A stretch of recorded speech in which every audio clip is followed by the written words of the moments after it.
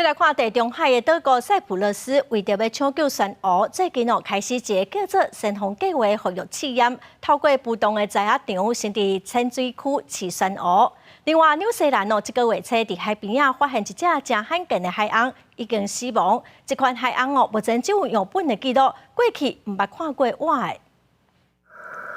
伫塞浦路斯东南海岸各类考照清清的水域，为着保育珊瑚群落，海洋生物学家正在进行一项开创性的试验工作。伫研究站内架设5公尺深的浮动剧载场，将收集来的珊瑚碎片、珊瑚礁安置伫遮。 Before we transfer the corals from here to the floating nurseries,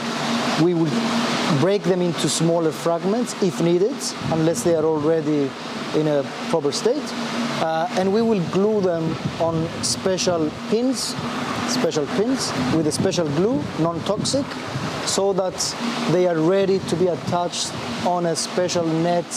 in a frame on the floating nursery. 专家表示，生活珊瑚暂时避开海岸的岩石地层，饲好饲大，也会当避免一寡压力，像以珊瑚为主食的珊瑚塘，也避免观光业所带来影响。目前会继续每1到2个月监控珊瑚状况，一年了后，若做得真好，搁刷转去天然珊瑚大上。这个月初时，纽西兰南岛奥塔哥省南部海部发现一只真罕见的产齿中喙鲸的尸体，身长5公尺，科学家也是头一摆有机会解剖产齿中喙鲸。这两类专家鉴定伊是讲的，产齿鲸是近代上少人知的大型食灵类的动物之一。自1800年以来，全世界只有6个样本记录，毋捌有人看过伊的活体。保育部门已经展开 DNA 鉴定，产齿鲸的数量是成生化的，对科学家来讲拢是谜团，也利用这摆难得的机会展开科学研究。公司新闻吴林编译。